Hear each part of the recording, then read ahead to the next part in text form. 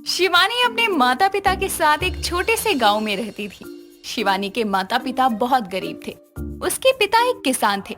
वो खेती के जरिए अपना गुजारा किया करते, लेकिन फिर भी वो अपनी बेटी को एक बहुत अच्छे स्कूल में पढ़ा रहे थे। शिवानी 10वीं कक्षा में पढ़ती थी और पढ़ने में बहुत होशियार थी। ऐसे ही एक दिन शिवानी की अध्यापिका बच्चों को पढ़ा रही थी और वो कहती है, बच्चों, अब तुम्हारे एग्जाम ज्यादा दूर नहीं है। अगर अच्छे अंकों से पास होना चाहते हो तो पढ़ाई करना शुरू कर दो। मैम, हम पढ़ते तो है। मैंने पढ़ने की बात की है, मस्ती करने की नहीं। तुम सबको शिवानी से कुछ सीखना चाहिए। तुम्हारे माता पिता कितने अमीर हैं और वो तुम्हारी सारी सुविधाएं उपलब्ध करवाते हैं, फिर भी तुम लोग नहीं पढ़ते। और शिवानी के माता पिता एक छोटे से किसान हैं, फिर भी वो कितना मन लगाकर पढ़ती है और तुम सबसे अच्छे मार्क्स लाती है। तभी घंटे बज जाती है और अध्यापिका वहाँ से चली जाती है और स्वाति अपने मन ही मन सोचती है, इस बार तो 10वीं के बोर्ड के एग्जाम है और मैंने तो कुछ पढ़ा ही नहीं। अगर फेल हुई तो पापा घर से बाहर निकाल देंगे। ऐसा करती हूँ, शिवानी से थोड़ी बातचीत बढ़ा लेती हूँ। एग्जाम आने तक तो थोड़ा बहुत पढ़ाई रहेगी, फिर तो पास हो ही जाऊंगी। शिवानी बैठकर पढ़ ही रही थी कि तभी स्वाति उसके पास आती है और कहती है, शिवानी, तुम तो कितनी अच्छी हो, सबकी मदद करती हो। क्या तुम मेरी भी थोड़ी मदद कर सकती हो? हाँ बोलो स्वाति, क्या हुआ?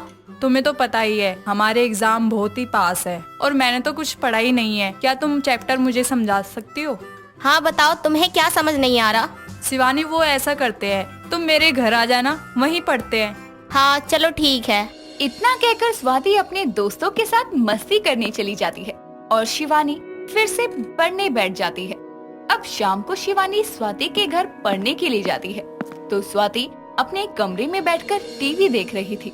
तभी शिवानी उससे कहती है, ये कौन सी मशीन है स्वाति? इसमें तो इंसान चल भी रहे हैं और दिख भी रहे हैं। अरे तुम्हें इसके बारे में नहीं पता, ये टीवी है, इसमें तो यही सब कुछ दिखता है। मैंने तो ये पहली बार देखा है। इसमें और क्या क्या आता है? इसमें तुम जो चाहो वो देख सकते हो। खाना बनाना, डांस, नाटक, मूवी सब आता है इसमें, सब देख सकती हो तुम। शिवानी ने आज से पहले कभी टीवी देखा तक नहीं था, इसीलिए उसे ये देखने में बहुत ही अद्भुत लगता है और उसे टीवी बहुत पसंद आता है। शिवानी की नजर अब टीवी पर टिक सी गई थी कि तभी स्वाति उससे कहती है, चलो शिवानी, अब हम चलकर पढ़ाई करते हैं। हाँ, पर तुम मुझे ये दिखाओगी ना? हाँ बिल्कुल। अब शिवानी और स्वाति पढ़ने के लिए चले जाते हैं और 2 घंटे पढ़ने के बाद शिवानी स्वाति को कहती है, स्वाति, आज के लिए इतना ही। चलो ना, अब चलकर वही देखते हैं। टेलीविजन? हाँ हाँ वही। अब शिवानी और स्वाति टीवी देखने लगती हैं। टीवी देखते देखते शिवानी इतनी मगन हो जाती है कि उसे घर जाना भी ध्यान नहीं रहता। तो स्वाति उससे कहती है, अरे शिवानी, 7 बज चुके हैं, तुम्हें घर नहीं जाना क्या? क्या 7 बज चुके हैं? मैं ये देखने में इतना खो गई थी कि मुझे समय का पता ही नहीं चला। अच्छा मैं चलती हूँ, मेरे बाबा ना मेरा इंतजार कर रहे होंगे। ठीक है। अब शिवानी अपने घर आती है और थोड़ी देर में सभी लोग खाना खाने बैठ जाते हैं। तभी शिवानी के पिता कहते हैं, शिवानी बेटा, तुम्हें अपनी सहेली के घर आने से इतनी देर कैसे हो गई? बाबा, आज ना मैंने अपनी सहेली के यहाँ पे नई तरीके की मशीन देखी है। कैसी मशीन बेटा? माँ, उस मशीन में ना इंसान चलते हुए दिखते हैं। इंसान चलते हुए? और बाबा पता है, उसमें सब कुछ आता है, डांस भी, खाना भी, और गाने पे डांस करते हुए लोग भी दिखते हैं। लगता है तुम टीवी की बात कर रही हो। हाँ माँ, मैं इसी की बात कर रही हूँ। माँ, तुम भी टीवी ले लो ना, इतना अच्छा लगता है इसे देखने में। बेटा, तुम तो जानती हो ना अपने घर की हालत। उस छोटे से खेत में इतनी महंगाई में खर्चा चलाना भी बहुत मुश्किल होता है। हाँ, और उस पर तुम्हारे स्कूल की फीस, वो भी हम अपना पेट काट कर भरते हैं, और उस पर ये टीवी का खर्चा हम नहीं उठा सकते क्योंकि ये बहुत महंगी आती है। कोई बात नहीं माँ। शिवानी अपने माता पिता की परेशानी को समझकर अपना मन मार लेती है और टीवी के बारे में दोबारा अपने माता पिता से नहीं कहती। ऐसे ही कुछ समय बीतता है। एक दिन शिवानी अपने पिता के लिए खेत में रोटियां लेकर जाती है। तभी वो अपने गांव के मुखिया के घर के पास से गुजरती है और उसे टीवी की आवाज सुनाई देती है, जिसके बाद वो अपने मन में सोचती है, अरे ये तो टीवी की आवाज है, ये तो मुखिया जी के घर से आ रही है। अंदर झांक के देखती हूँ। शिवानी खिड़की से झांकने की कोशिश करती है, लेकिन खिड़की ज्यादा ऊपर होने की वजह से उसको अंदर का कुछ नजर नहीं आता। इसीलिए शिवानी कहीं से 2 ईंटें लाती है और उन्हें रखकर उनके ऊपर खड़ी होती है और टीवी देखती है। वाओ, ये देखने में कितना मजा आ रहा है। अब तो मैं रोज देख सकती हूँ ऐसे टीवी। अब शिवानी वहाँ खड़े होकर टीवी देखती रहती है कुछ समय ऐसे ही बीत जाता है। शिवानी अब रोज बाबा को खेत पर खाना देकर आती और खिड़की से मुखिया के घर का टीवी देखती। एक दिन ऐसे ही शिवानी टीवी देखने के लिए ईंटों पर खड़ी थी कि तभी उसका पैर फिसलता है और वो गिर जाती है, जिस वजह से उसके पैरों में चोट लग जाती है। अब शिवानी करहाते हुए अपने घर आती है और उसे देखकर उसकी माँ कहती है, अरे शिवानी बेटा, ये क्या हुआ तुम्हारे पैर में? कुछ नहीं माँ, बस खेत से आते हुए गिर गई थी तो चोट लग गई। दिखाओ तो जरा, तुम्हें तो बहुत चोट आई है। देखो कितना खून भी बह रहा है। अब कल से तुम नहीं जाओगी खेत पर, मैं ही तुम्हारे बाबा को खाना दे आया करूँगी। अरे अगर माँ खाना देने जाएगी बाबा को तो मैं टीवी कैसे देख पाऊंगी? नहीं नहीं माँ, मैं बिल्कुल ठीक हूँ, मैं दे आऊंगी ना बाबा को खाना। तुम्हारे पास कितना काम होता है घर का। चोट लगने के बाद भी शिवानी अपने बाबा को खाना देने के बहाने टीवी देखने जाया करती। अब ऐसे ही कुछ समय बीतता है। एक दिन शिवानी की माँ उसे तेज धूप में ऐसे मुखिया के घर से टीवी देखते हुए पकड़ लेती है और अपने मन में सोचती है, हे भगवान, मेरी बच्ची यहाँ इतनी धूप में, अच्छा तो इसलिए रोज खाना देने आती है ताकि टीवी देख सके, और उसने हमें इस बारे में कभी दोबारा कहा भी नहीं। ये सब सोचकर रूपा की आंखों में आंसू आ जाते हैं और वो शाम को अपने पति को शिवानी के टीवी देखने के बारे में बताती है और कहती है, सुनिए जी, आज मैंने जैसे अपनी बेटी को देखा वो देखकर मुझे बहुत बुरा लगा। बुरा तो मुझे भी लग रहा है, पर हम कर भी क्या सकते हैं। घर की हालत तो तुम जानती ही हो, और बारिश न होने की वजह से लग रहा है इस साल खेती से भी कुछ नहीं मिलने वाला। देखिए जी, वो तो मुझे पता है, अगर हम कोई नई टीवी नहीं ले सकते तो कोई पुराना तो ले ही सकते हैं ना। अरे पर उसके लिए पैसे कहाँ से आएंगे? मैंने घर खर्च से कुछ पैसे बचा कर रखे थे, तो हम उन्हीं पैसों से एक पुराना टीवी ले आते हैं। ठीक है, जैसा तुम्हें ठीक लगे। अगले दिन शिवानी स्कूल चली जाती है और उसकी माँ एक कबाड़ की दुकान से एक पुराना डब्बे वाला टीवी ले आती है और लाकर एक कपड़े से ढक कर रख देती है। अब शाम को जब शिवानी स्कूल से आती है और खाना खा रही होती है, तभी उसकी माँ उससे कहती है, शिवानी बेटा, जल्दी खाना खा ले। क्यों माँ, कहीं जाना है क्या? नहीं, जाना नहीं है, आज मैं तेरे लिए एक तोहफा लाई हूँ, बस तुझे वही दिखाना है। मेरे लिए क्या तोहफा है माँ? पहले खाना तो खा ले। अब शिवानी जल्दी से खाना खा लेती है और अपनी माँ को कहती है, माँ अब दिखाओ ना तोहफा। हाँ हाँ जरूर। रूपा जैसे ही टीवी पर से कपड़ा हटाती है तो शिवानी टीवी देखकर चौंकती हुई कहती है, माँ टीवी? हाँ बेटा, तुझे बहुत पसंद है ना टीवी देखना, इसलिए तेरे लिए। पर माँ, घर में तो पहले से ही इतनी परेशानी है पैसे को लेकर, इसकी क्या जरूरत थी? मैं तो रह लेती ना टीवी के बिना। हाँ तू रहने दे, मैंने देखा था तुझे मुखिया की खिड़की से टीवी देखते हुए। वो माँ, कोई बात नहीं बेटा, अब तू आराम से अपने घर में ही टीवी देखना, तुझे कहीं बाहर जाने की जरूरत नहीं है। थैंक यू माँ। रागिनी एक छोटे से गांव की साधारण सी लड़की थी जो अपनी माँ सरला, पिता प्रदीप और अपने बड़े भाई संदीप के साथ रहती थी। रागिनी अपने माता पिता की खेती करने में कभी कभी हाथ बटा दिया करती थी। रागिनी को बचपन से ही मिट्टी खाने की आदत थी। जैसे ही उसको मौका मिलता वो चुपके से मिट्टी खा लिया करती, और इस बात से रागिनी के माता पिता बिल्कुल अनजान थे। एक दिन रागिनी के लिए एक बड़े शहर से अनुज नाम के लड़के का रिश्ता आता है। अरे यो भाग्यवान बेटा संदीप, क्या हो गया? क्यों पूरा घर सर पे उठा रखा है? अरे अपनी रागिनी खातिर बड़े शहर तक तेरे छोरे का रिश्ता आया है। ये तो बहुत ही खुशी की बात है पिताजी। तो कब आ रहे हैं लड़के वाले? हाँ, कल ले आओगे।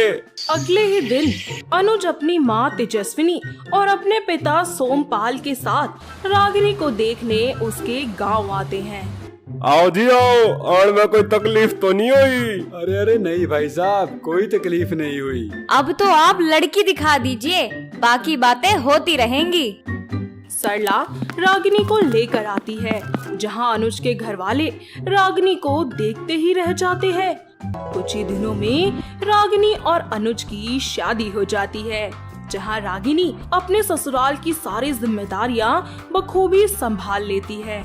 वहीं दूसरी ओर उसके ससुराल वाले उसको अपनी पलकों पर बिठा कर रखते हैं।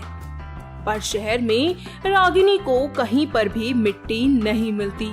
ऐसे ही एक दिन बैठे बैठे रागिनी सोचने लगती है। यहाँ तो कुछ भी नहीं है, मिट्टी भी नहीं है, क्या करूँ? यहाँ से तो मेरा गांव ही अच्छा था। धीरे धीरे रागिनी की मिट्टी खाने की तलब बढ़ने लगती है। तभी एक दिन रागिनी पौधों में से पानी देते हुए थोड़ी सी मिट्टी निकालकर खा लेती है, जिसके बाद रागिनी रोज ऐसे ही पौधों को पानी देने के बहाने से उसमें से मिट्टी निकालकर खा जाती थी। तभी एक दिन तेजस्विनी रागिनी को मिट्टी खाते हुए देख लेती है। बहू, अरे क्या है ये सब? कुछ भी तो नहीं माँ जी।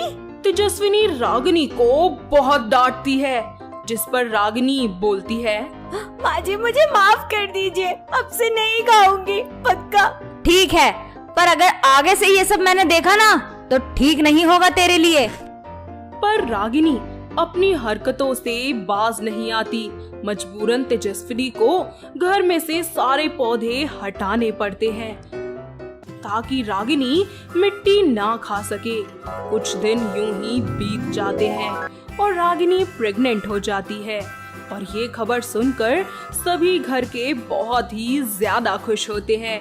पर रागिनी का अब और भी ज्यादा मिट्टी खाने का मन करता है, और जब उसे कहीं पर भी मिट्टी नहीं मिलती है तो वो छत पर जाती है और ईंट फोड़कर मिट्टी खाना शुरू कर देती है। ऐसे ही एक दिन अनुज उसे देख लेता है। रागिनी, क्या है ये सब? अभी तक तुम अपनी हरकतों से बाज नहीं आई।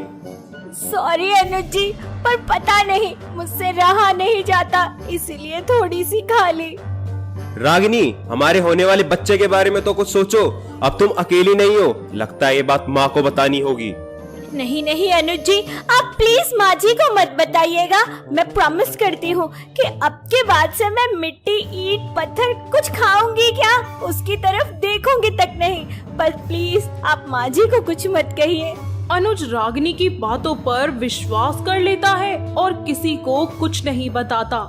एक दिन अचानक से रागिनी के पेट में बहुत दर्द होता है। तेजस्विनी और अनुज दौड़े दौड़े रागिनी के पास जाते हैं और उसको डॉक्टर के पास ले जाते हैं, जहां रागिनी का अल्ट्रासाउंड किया जाता है।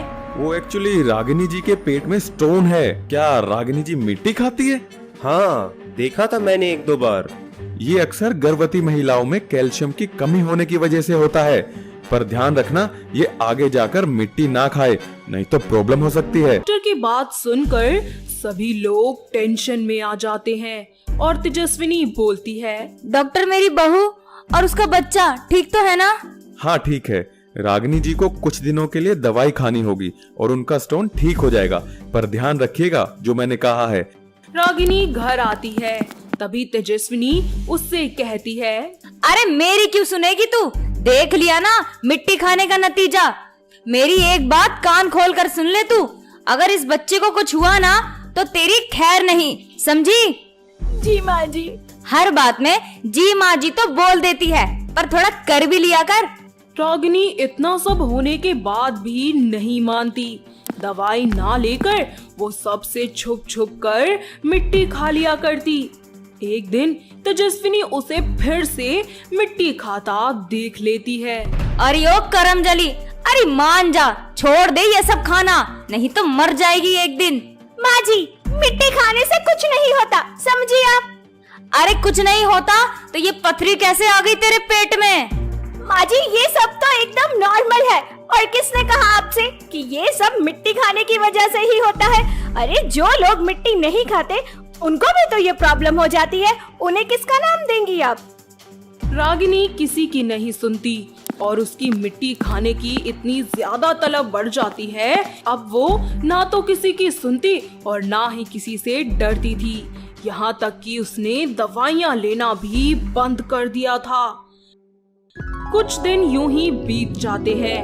रागिनी के पेट में एक बार फिर से बहुत तेज दर्द होता है, और इस बार ये दर्द पहले से भी ज्यादा होता है। रागिनी की ये हालत देखकर अनुज जल्दी से रागिनी को डॉक्टर के पास ले जाता है, जहां डॉक्टर रागिनी का चेकअप करते हैं और बोलते हैं, अनुज जी, मैंने आपको पहले ही बोला था कि रागिनी की कुछ दिन के लिए दवाई चलेगी, पर उन्होंने ना तो दवाई ली है और ना ही आप लोगों ने उनका ध्यान रखा है। अगर आज आप लोग उनका ध्यान रखते तो ये दिन नहीं आता। क्या हुआ डॉक्टर? मेरी रागिनी और मेरा होने वाला बच्चा ठीक तो है ना? नहीं, हमें अभी के अभी इंस्टेंट ऑपरेशन करना पड़ेगा रागिनी का। और हाँ, हम माँ और बच्चे में से किसी एक को ही बचा सकते हैं। डॉक्टर की बातें सुनकर अनुज और उसके घर के सभी लोग रोने लगते हैं। थोड़ी देर बाद ऑपरेशन हो जाता है। कुछ देर बाद रागिनी को होश आता है। होश में आने के बाद तेजस्विनी उससे कहती है, अब तो खुश है ना तू? अरे मिल गई तेरे दिल को ठंडक। क्या हुआ माँ जी? अरे नास बेटी, अरे होने के लिए बचा ही क्या है अब? तूने तो कर ली ना अपनी मनमानी। अपनी सास की ऐसी बातें सुनकर रागिनी बहुत डर जाती है और बार बार पूछने लगती है, कोई मुझे बताएगा कि बात क्या है? रागिनी के बार बार पूछने पर अनुज उसे सारी बात बताता है, जिसे सुनकर रागिनी बहुत रोती है और बोलती है, ये सब कुछ मेरी वजह से हुआ है। अगर मैंने आप सबकी बात मान ली होती तो मेरे साथ ऐसा कुछ नहीं हुआ होता। रागिनी को अपनी गलती का एहसास हो जाता है और वो सभी से माफी मांगते हुए कहती है, माँ जी, अनुज जी, मुझे माफ कर दीजिए। मैं कसम खाती हूँ कि आज के बाद मैं मिट्टी को छूऊंगी तक नहीं और ना कभी खाऊंगी। प्लीज मुझे एक आखिरी मौका दे दीजिए। रागिनी के घर वाले रागिनी को पश्चाताप की आग में जलता हुआ देखकर उसे माफ कर देते हैं। अब रागिनी मिट्टी खाना तो दूर, उसके बारे में भी नहीं सोचती। धीरे धीरे दिन निकलते जाते हैं और रागिनी एक बार फिर से प्रेग्नेंट हो जाती है और इस बार वो डॉक्टर की और अपने घर वालों की सारी बातें मानती है, जिसके बाद सभी लोग एक साथ खुशी खुशी रहना शुरू कर देते हैं। तो दोस्तों, कैसी लगी आपको हमारी ये मिट्टी खाने वाली बहू? क्या आपके घर के आसपास भी है कोई ऐसी बहू जिसे मिट्टी खाने का इतना ज्यादा शौक हो? अगर हाँ, तो उसे ये वीडियो दिखाइए और हमें कमेंट करके बताइए। सुनंदा अपनी पड़ोसन प्रेमा के घर जाती है और प्रेमा से बोलती है, अरे प्रेमा, जरा चाय पिला दे अपनी बहू से बोलकर, बहुत मन हो रहा है चाय पीने का। हाँ, रोज चाय के बहाने आ जाती है और खाना भी यहीं खाकर जाती है। अरे कभी तो अपने घर पे बुलाया कर चाय नाश्ता करने के लिए। यहाँ रोज आने से क्या हो जाएगा तेरा? मैं तो घर में अकेली ही रहती हूँ, मेरा बेटा काम पर चला जाता है। अब अकेले घर में तो घर काटने को होता है, इसीलिए तो मैं तेरे घर आती हूँ। हाँ, हमेशा का तो यही है तेरा। और ऐसा कभी हुआ है कि तेरा बेटा घर पर हो और तू अपने घर पर रुक जाए? जब तेरा बेटा घर होता है तब भी तुझे अपने पड़ोसियों के घर में ही जाना ज्यादा अच्छा लगता है। अच्छा, मतलब मैंने तेरे घर पर आकर और तुझसे चाय मांगकर गलती कर दी ना, तभी तो तू इतना सुना रही है। अरे चाय नहीं देनी है तो साफ साफ मना कर सकती थी तू, यूँ बहाने क्यों बना रही है? बहाने तो तू बनाती है, कभी सच बोलकर भी आ जाया कर। तुझे मना थोड़ी किया है किसी चीज के लिए हमने, लेकिन फिर भी तू बहाने बनाकर ही क्यों आती है? अच्छा, मैं बहाने बना रही हूँ? जरा बता तो सही, मैंने कौन से बहाने बना दिए जो तुझे इतने बुरे लग गए? तो यहाँ चाय के बहाने आती है और दोपहर का भी खाना खाकर जाती है, फिर चाय का बहाना बनाकर दूसरे पड़ोसी के घर जाती है और शाम का चाय नाश्ता कर लेती है। तेरे घर क्या किसी चीज की कमी है? ठीक है, जब मेरी बहू आ जाएगी ना तब मैं भी कहीं नहीं जाऊंगी। चाय क्या पीने आ गई मैं? लोगों को बहाने लगने लग गए। तू ही रख अपनी चाय, मुझे नहीं पीनी है ये। सुनंदा इतना बोलकर प्रेमा के घर से तो चली जाती है, लेकिन दूसरे पड़ोसी के घर फिर वही चाय का बहाना बनाकर वहाँ बैठ जाती है। सुनंदा की बहाने बनाने की आदत को पूरा मोहल्ला अच्छे से जानता था, लेकिन कभी कोई कुछ नहीं बोलता था। और जब प्रेमा ने साफ मुंह पर बोल दिया था तो सुनंदा को वो बात भी चुप जाती है और फिर वो प्रेमा के घर पर नहीं जाती है, बल्कि बाकी लोगों के घर पर चली जाती है। कुछ दिनों बाद सुनंदा अपने बेटे निशांत की अंजलि नाम की लड़की से शादी कर देती है और अपनी बहू का बहुत ही प्यार से स्वागत करती है। कुछ दिनों बाद सुनंदा की बहू अंजलि उसके कमरे में जाकर बोलती है, माँ जी, वो आज मेरी एक सहेली की शादी है तो उसने पूरे परिवार को बुलाया है। आज शाम को 8 बजे जाना है। मैंने निशांत को तो बोल दिया है और अब आपको भी बोल रही हूँ कि समय से तैयार हो जाना। बहू, शादी में जाने के लिए कोई अच्छी साड़ी तो होनी ही चाहिए ना। मेरे पास एक भी अच्छी साड़ी नहीं है। माँ जी आप वही साड़ी पहन लेना ना जो आपने मेरी शादी में पहनी थी, वो बहुत अच्छी लग रही थी। बहू, वो तो 4 बार पहन चुकी हूँ मैं पहले। अब क्या हर जगह वही साड़ी पहन कर जाऊँ? मजाक थोड़ी बनवाना है मुझे अपना। रहने दे, शादी में जाने की जरूरत ही नहीं है। सुनंदा की बात सुनकर अंजलि अपने कमरे से फोन लेकर आती है और अपने फोन से सुनंदा को साड़ी दिखाने लगती है और बोलती है, बताइए माँ जी आपको कौन सी साड़ी अच्छी लग रही है? क्यों? तू क्या आप घर में बैठे बैठे मेरी साड़ी मंगवा रही है? हाँ माँ जी, मेरा एक दोस्त है, उसकी साड़ी की दुकान है, तो उसने मुझे ये फोटो भेजी है। आप बता दो आपको कौन सी साड़ी पसंद है, मैं वो साड़ी अभी मंगवा लेती हूँ, घर बैठे बैठे काम हो जाएगा। हाँ, लेकिन साड़ी मंगवानी क्यों है ये तो बता मुझे। माँ जी आपको बताया तो था कि मेरी सहेली की शादी है, उसी में जाना है ना, और आप बोल रही थी कि आपके पास साड़ी नहीं है, तो बस मैं अभी मंगवा देती हूँ ना आपके लिए। बहू, साड़ी मंगवाने की क्या जरूरत है? अब एक शादी में जाने के लिए मैं नई साड़ी लूं? रहने दे बहू। लेकिन माँ जी शादी में जाना है और आपको पुरानी वाली साड़ी पहननी नहीं है, नई साड़ी लेनी भी नहीं है, तो आप शादी में क्या ही पहन कर जाओगी?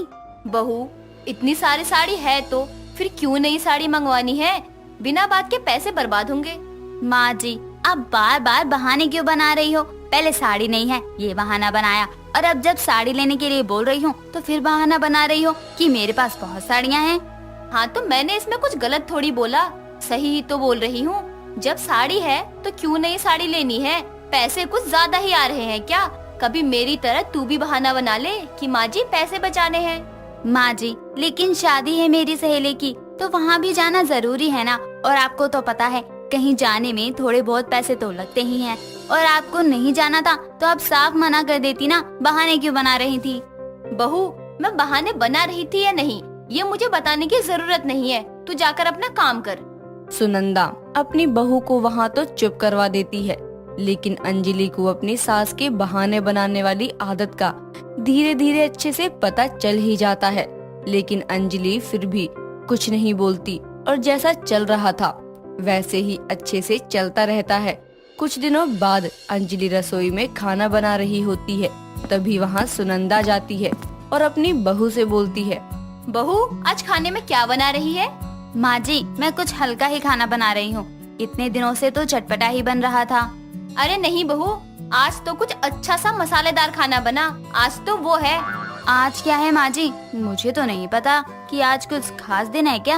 अरे मेरी मासी है ना, उनकी बुआ के बेटे का जन्मदिन है, तो आज खाने में कुछ अच्छा ही बना। माँ जी दूसरों के घर में जन्मदिन है तो हम क्यों अपने घर में पूड़ियाँ तलें?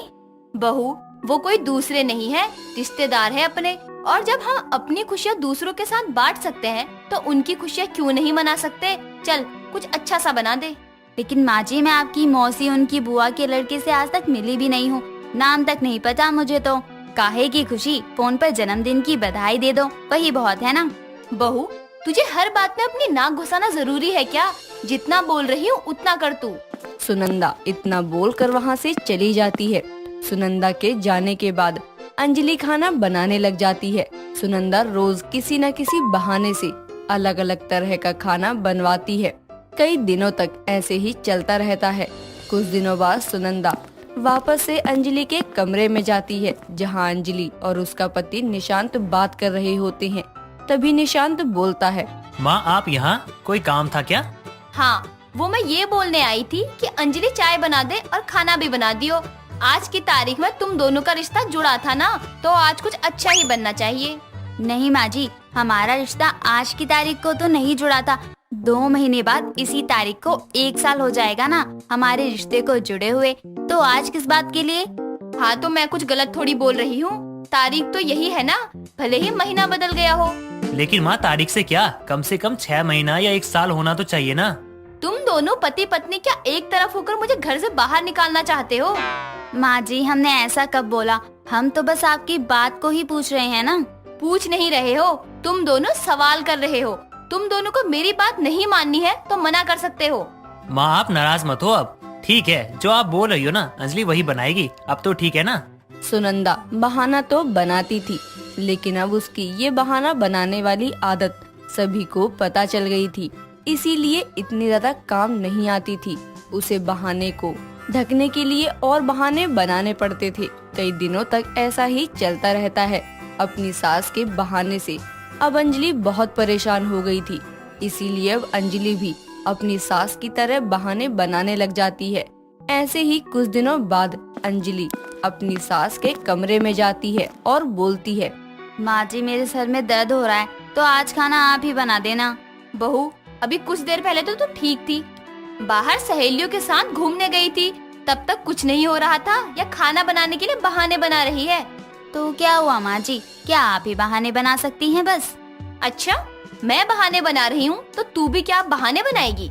माँ जी देखो, अब आप तो खुद को बदल नहीं सकती, तो क्यों ना मैं ही आप जैसी हो जाऊं। अंजलि भी अब अपनी सास की तरह बात बात पर बहाने बनाने लग जाती है और इस बात पर दोनों सास बहू में तू मैं होती तो है, लेकिन अब केवल एक ही नहीं बल्कि दोनों ही परेशान होते हैं।